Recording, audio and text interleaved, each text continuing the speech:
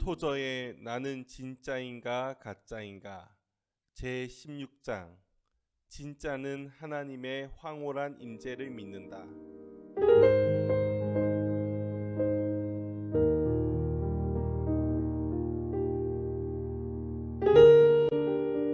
언제 어디서나 하나님은 하나님의 본질에 따라 행하신다. 그러므로 그분에게는 변덕스러움이나 회전하는 그림자가 없다. 그러나 하나님의 무한성은 우리의 지식의 한계를 벗어나기 때문에 평생을 하나님을 아는 데 바친 사람이라 할지라도 여전히 그분에 대하여 모르는 것이 많다. 마치 그 사람이 하나님에 대해 배우기 시작하기 전에 전혀 하나님에 대해 몰랐던 것처럼 하나님은 무한한 지식과 완전한 지혜를 가지셨다. 그렇기 때문에 하나님은 우리의 합리적 인식의 한계를 넘어서 일하면서도 비합리적으로가 아니라 합리적으로 일하실 수 있다. 우리는 천체의 움직임을 예측하듯이 그분의 행하심을 예측할 수는 없다. 하나님은 이 우주에서 자유롭게 행하시며 그 행하심을 보고 우리는 늘 놀라게 된다. 하나님에 대한 우리의 지식은 철저히 한계가 있기 때문에 참으로 하나님을 만나는 체험에는 반드시 기쁨과 놀라움이 뒤따르게 마련이다. 우리의 기대치가 아무리 높다 할지라도 하나님이 결국 우리의 영적 인식 능력 안으로 들어오시면 우리는 우리의 영혼을 압도하고 사로잡는 하나님의 능력에 놀라게 된다. 언제나 하나님은 우리가 예상하는 것보다 놀라우시며 우리가 상상했던 것보다 더욱 거룩하고 영광스러우시다. 한편으로 하나님의 행하심은 어느 정도에 예측할 수 있는데, 왜냐하면 앞에서 언급했듯이 그분은 언제나 자신의 본질에 따라 행하시기 때문이다. 예를 들면 우리는 하나님이 사랑이시라는 것을 알기 때문에 하나님의 모든 행동에는 사랑이 내재한다고 온전히 확신할 수 있다. 그 사랑은 회개하는 죄인을 구원하실 때나 회개하지 않는 세상을 멸망시킬 때나 모두 내재한다. 이런 식으로 우리는 하나님이 언제나 공정하고 성실하고 자비롭고 진실하시다고 확신할 수 있다. 인간의 경험의 한계를 벗어나는 저 먼 영역들에서 하나님이 어떻게 행하시는가에 많은 관심을 갖는 사람은 드물 것이다. 그러나 거의 모든 사람들은 하나님이 우리의 입장에 처하신다면 어떻게 행하실까? 라는 의문을 품어보았을 것이다. 아마도 하나님은 우리가 이렇게 악한 세상에 사는 것이 얼마나 어려운지를 모르실 것이다.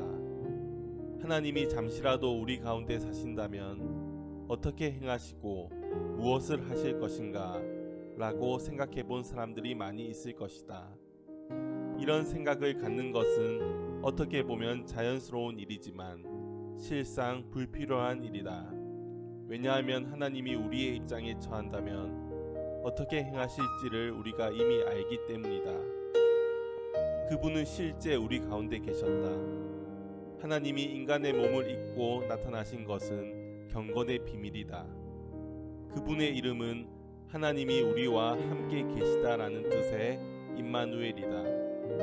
예수님이 이 땅 위에서 행하실 때 그분은 하나님처럼 행하시는 인간이셨다. 그러나 똑같이 놀라운 사실은 그분은 인간 안에서 자신의 본질에 따라 행하시는 하나님이셨다는 것이다. 나를 본 자는 아버지를 보았거늘 어찌하여 아버지를 보이라 하느냐.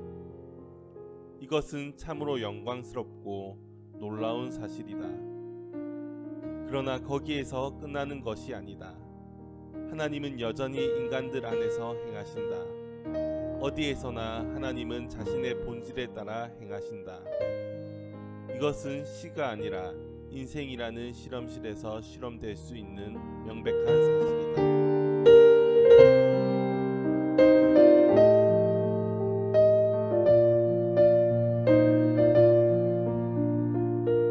성경은 그리스도께서 중생한 신자의 본성 안에 실제로 거하신다는 사실을 때로는 분명히, 때로는 암묵적으로 언급하며 때로는 당연하게 여긴다. 성경은 성부, 성자, 성령의 세 위격이 모두 신약의 진리를 믿음과 순종으로 받아들인 사람의 본성 안으로 들어가신다고 말한다.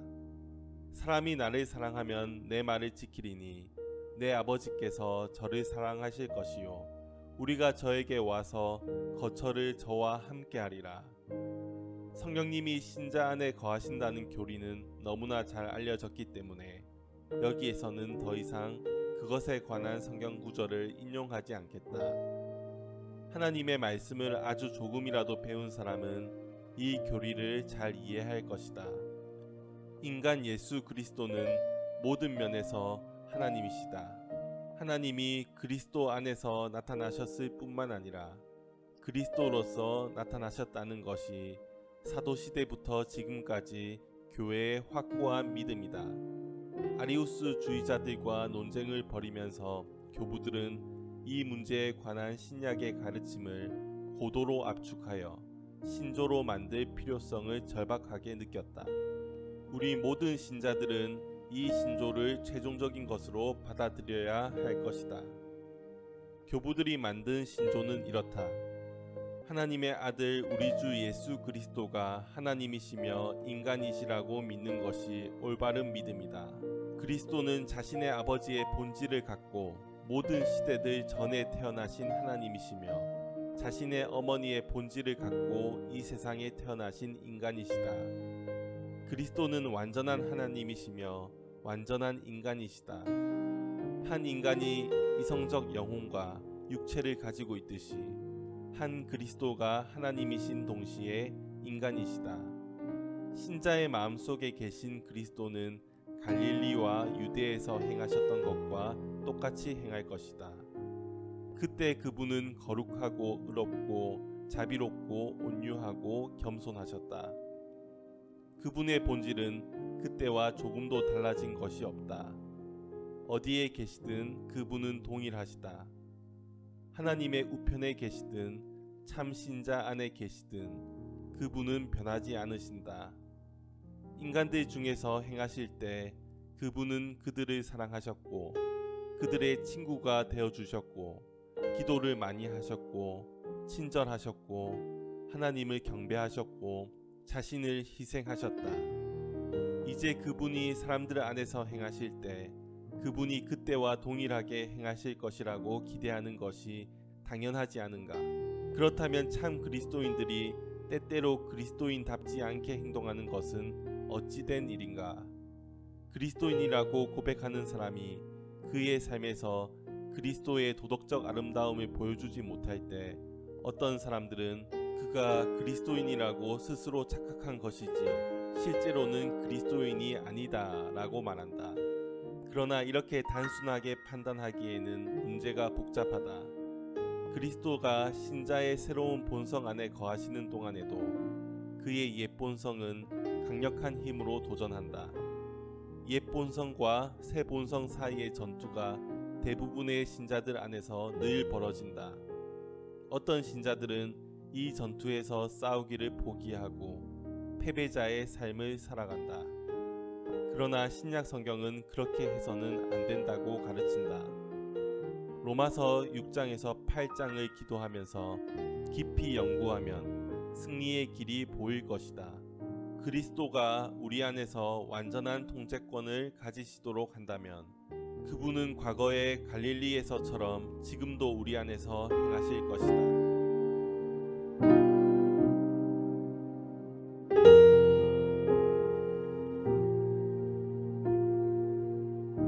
하나님이 우리 안에 거하신다는 교리, 즉 신적 내주의 교리는 신약 성경에서 중요한 교리이다. 이것은 그리스도인 각자에게 말로 표현할 수 없을 만큼 귀중한 교리이다. 이것을 소홀히 하면 큰 손실을 당한다. 사도 바울은 그리스도께서 에베소 교인들의 마음속에 신앙을 통해 거하시기를 위해 기도했다. 이 큰 진리가 갖는 여러 가지 의미들을 이해하려면 보통 이상의 신앙이 요구되는 것은 사실이다. 이 교리를 이해하기에 어렵게 만드는 요인은 두 가지이다. 그 두 가지는 하나님의 위대하심과 완전히 부패한 인간의 죄성이다. 하나님의 위대하심을 모르고 단지 자신을 높이 평가하는 사람들은 신적 내주에 대해 가볍게 잡담을 주고받을 것이다. 그러나 자신의 죄를 깊이 느끼면서 거룩하고 영원하고 높고 존귀하신 하나님 앞에서 떠는 사람은 그토록 거룩하신 분이 그토록 타락하고 비열한 인간의 마음속에 거하신다는 교리가 도덕적으로 볼 때 참으로 이해하기 힘들다고 느낄 것이다. 그러나 거룩하신 분이 죄로 가득한 인간 안에 거하시는 것이 아무리 모순처럼 보일지라도 성경에 이 교리가 너무 자주 나오기 때문에 간과될 수 없고 너무나 분명히 표현되기 때문에 오해될 수 없다.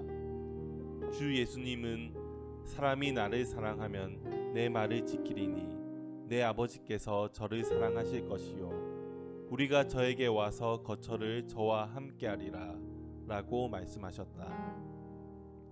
그날에는 내가 아버지 안에 너희가 내 안에 내가 너희 안에 있는 것을 너희가 알리라 라는 말씀은 성부와 성자께서 거하시는 곳이 인간의 내부라는 사실을 증명해 준다. 그리스도는 성령에 대해 저는 너희 속에 계시겠음이라 라고 말씀하셨다. 또한 그리스도는 요한복음 17장에 나오는 제사장적 기도에서 내가 저희 안에 거한다 라는 표현을 2번 사용하셨다. 신적 내주의 교리는 사도 바울의 서신들에서 충분히 발전된 형태로 나타난다. 너희가 하나님의 성전인 것과 하나님의 성령이 너희 안에 거하시는 것을 알지 못하느뇨. 하나님의 성전은 거룩하니 너희도 그러하니라. 너희 몸은 너희가 하나님께로부터 받은 바 너희 가운데 계신 성령의 전인 줄을 알지 못하느냐. 너희는 너희의 것이 아니라. 신약 성경은 하나님 자신이 그분의 참 자녀들의 본성 안에 거하신다고 분명히 가르친다. 이것이 어떻게 가능한지 나는 모르겠다. 하기야 나는 내 영혼이 내 품 안에 어떻게 거하는지도 모른다. 바울은 이 신적 내주가 놀라운 신비라고 말한다. 하나님이 그들로 하여금 이 비밀의 영광이 이방인 가운데 어떻게 풍성한 것을 알게 하려 하심이라. 이 비밀은 너희 안에 계신 그리스도시니 곧 영광의 소망이니라. 만일 이 교리가 모순을 내포한다거나 아예 불가능한 것처럼 보인다면 우리는 우리의 인간적인 생각을 버리고 주께서 하신 말씀을 믿어야 한다. 사람은 다 거짓되되 오직 하나님은 참되시다 할지어다. 이 진리에 담긴 영적 보화가 너무 크기 때문에 우리는 그 보화를 되찾기 위해 세심하게 신경을 쓰며 노력해야 한다. 그러나 지금 우리가 우선적으로 관심을 갖는 것은 이 문제와 관련된 신학적 이론이나 형이상학이 아니다. 우리는 다만 사실 자체, 즉 진리를 알기를 원할 뿐이다. 이 진리는 우리의 실제 생활에서 어떤 열매를 맺게 해줄 수 있는가? 이 진리는 암울하고 불경건한 세상에서 살 수밖에 없는 그리스도인이 진지하게 신앙을 실천하려고 할 때 어떤 도움을 줄 수 있는가? 결론부터 말하자면 바울이 말했듯이 모든 면에서 많은 도움을 준다.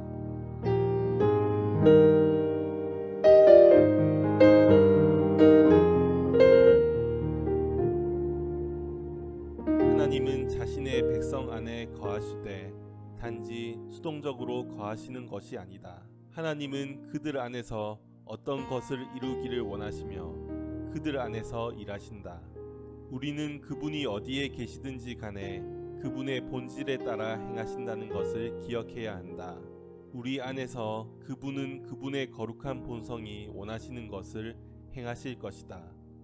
우리가 그분의 뜻에 저항하여 방해하는 일이 없다면 그분은 하늘에서 행하시는 것처럼 우리 안에서도 행하실 것이다. 그분을 방해하는 것은 오직 거룩하게 되지 못한 인간의 의지이다. 하나님을 크게 방해하는 것은 우리의 고집과 불신앙이다. 때때로 우리는 우리 안에 사시는 성령님이 거룩한 충동을 주시지만 그것에 따르지 않는다. 또한 우리는 성경에 게시된 하나님의 뜻에 반대되는 행위를 한다. 이것은 우리가 시간을 내어 성경의 교훈을 공부하지 않았거나 그런 공부를 했다 해도 그것을 좋아하지 않기 때문이다. 신약 성경에 나타난 신학의 많은 부분은 우리 안에 내주하시는 하나님과 우리의 타락한 본성 사이의 싸움의 문제를 다룬다. 그러나 이 싸움이 무한히 계속될 필요는 없다. 그리스도는 우리를 육신의 속박에서 건지기 위하여 모든 수단을 마련하셨다. 로마서 6장 7장은 이 싸움의 문제의 전모를 솔직하고 사실적으로 묘사하며 로마서 8장은 승리의 비결을 제시한다. 승리의 비결은 영적으로 그리스도와 함께 십자가에 못 박히고 부활하는 것과 성령을 받는 것이다. 신자의 마음이 성령님을 통하여 영적 싸움의 갈등에서 벗어나면 그는 내주하시는 그리스도를 체험하는 놀라운 복을 누리게 된다. 그의 마음이 하나님의 뜻에 복종하면 더 이상 하나님과 갈등을 일으키지 않게 되며 그 결과 그분은 우리 안에서 아무런 제약을 받지 않고 우리와 조화를 이루며 사신다. 이런 상태에서 그분은 우리 안에서 그분의 생각을 우리에게 전해주신다. 그분 자신에 대한 생각, 우리에 대한 생각, 죄인들과 성도들과 아기들과 창녀들에 대한 생각, 교회에 대한 생각, 죄와 심판과 지옥과 천국에 대한 생각, 우리를 향한 그분의 사랑, 그분을 향한 우리의 사랑, 그분은 이런 생각들을 우리 안에서 하신다. 마치 신랑이 신부에게 구애하듯이 그분은 우리에게 구애하신다. 그러나 우리 안에서 일어나는 그분의 활동은 자동적이거나 형식적이지 않다. 우리는 인격체들이고 인격체를 상대한다. 우리는 스스로 생각할 수 있는 지성과 의지를 가진 존재이다. 말하자면 우리는 스스로를 책찍질하고 훈련하여 하나님의 뜻에 복종시킬 수 있는 존재이다. 우리는 침대 위에 꼼짝 않고 누워서 우리 자신과 대화할 수 있으며 한밤중에 조용한 시간에 하나님께 말을 걸 수 있다. 우리는 하나님이 우리가 어떤 존재가 되기를 원하시는지를 알 수 있다. 그리고 우리는 하나님이 거하실 곳을 마련해 드리기 위해 기도하고 노력할 수 있다. 그렇다면 하나님은 어떤 종류의 거할 곳을 원하시는가? 하나님이 우리 안에서 편하게 느끼시도록 해드리려면 우리의 성품이 어떻게 바뀌어야 하는가? 하나님이 원하시는 것은 우리가 두 마음을 품지 않고 깨끗해지는 것이다. 하나님은 비싼 장식 판자, 동양에서 온 고급 수제 카펫, 먼 곳에서 가져온 보화를 원하지 않으신다. 하나님은 오직 성실함, 솔직함, 겸손, 그리고 사랑을 원하실 뿐이다. 나머지는 하나님이 다 맡아서 처리하실 것이다.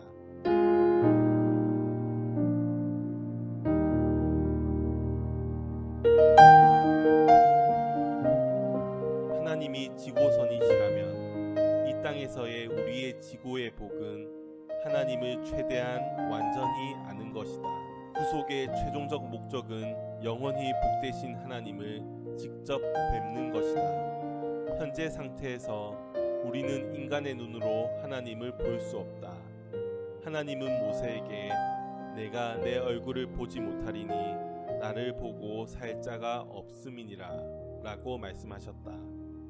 그러나 그리스도의 사역이 하나님의 백성 안에서 온전히 이루어질 때 구속받은 사람들이 그들의 구속자를 보는 것은 가능할 뿐만 아니라 자연스러운 일이 될 것이다.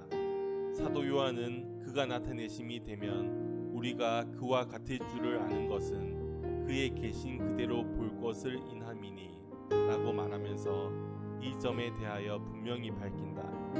또한 요한계시록도 하나님과 그 어린 양의 보좌가 그 가운데에 있으리니 그의 종들이 그를 섬기며 그의 얼굴을 볼 터이요 라고 증거한다. 하나님을 보는 것이야말로 모든 복들 중에서 지고의 복으로 여겨져 왔다. 이것은 인간이 누릴 수 있는 모든 복들의 완성이라고 말할 수 있다. 이 지복을 단 한순간만이라도 맛본다면 이 세상에서 겪었던 모든 고통과 슬픔의 기억이 영원히 사라질 것이다. 영화롭게 된 성도는 바로 이런 복을 영원히 누리며 살게 될 것이다. 사탄과 육신과 세상을 이기고 승리한 사람들은 이런 복을 누릴 것이다. 클루니의 베르나르는 이렇게 말했다. 오, 간사함을 모르는 신부여, 신비로운 황홀 속에서 그대는 느낄 것이니 왕자님의 감미로운 이맞춤과 신랑의 사랑스러운 미소를, 살아있는 진주로 만든 팔찌와 시들지 않는 백합은 그대 것이로다. 어린 양이 언제나 그대 곁에 계시고 신랑은 오직 그대 것이로다. 주님이 면류관을 상으로 주실 것이며 주님의 방패로 지켜주실 것이다.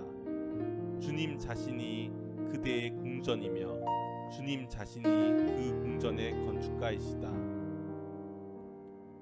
지난 몇 세기의 교회의 역사 속에서 어떤 소수의 사람들은 그들의 복된 체험에 대하여 증거했다.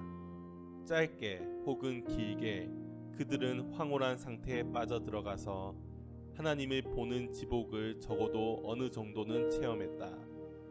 그들의 몸은 여기 이 땅에 있었지만 그들의 육신의 눈이 아니라 성령님의 눈으로 영원히 복되신 분을 보았다. 이런 이야기를 들을 때마다 본래 지극히 신중한 성격의 소유자인 나는 이런 이례적인 것들을 선뜻 받아들이지 못하는 경향이 있었다. 그러나 이런 주장을 하는 사람들 중 어떤 사람들은 성결한 성품과 성숙한 판단력과 건전한 신학을 가지고 사회를 위해 헌신하는 사람들이라는 점을 고려할 때 그들을 광신자나 사기꾼으로 볼 수 없을 것이다.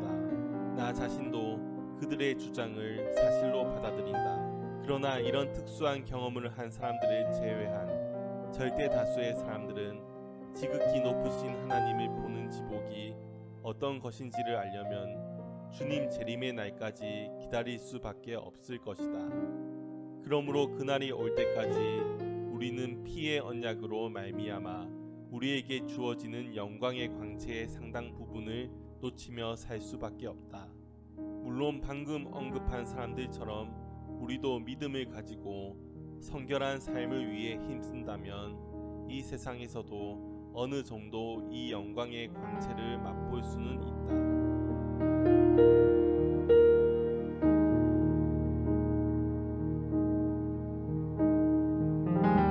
하나님을 더 잘 알기 위해 노력할 때 우리가 깊이 명심해야 할 것은 우리가 하나님의 마음을 움직이려고 애쓸 필요가 없다는 것이다.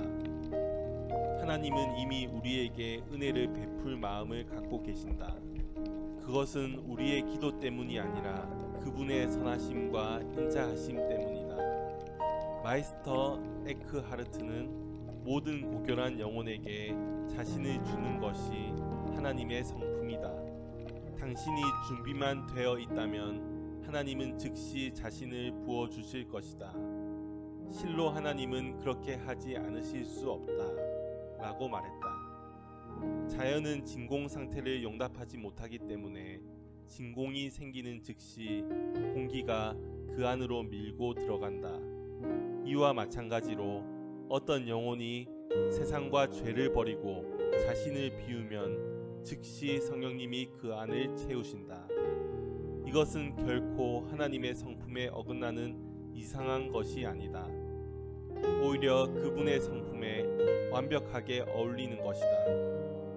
하나님의 임재를 느끼면서 살기를 원하는 사람이 끊임없이 마음속으로 기도해야 한다는 것은 아무리 강조해도 지나치지 않다. 물론 시간을 정해놓고 기도하는 것은 아주 좋은 일이다. 왜냐하면 이 세상에서 사는 동안 우리는 정해진 시간에 기도를 드리면서 살아야 하기 때문이다.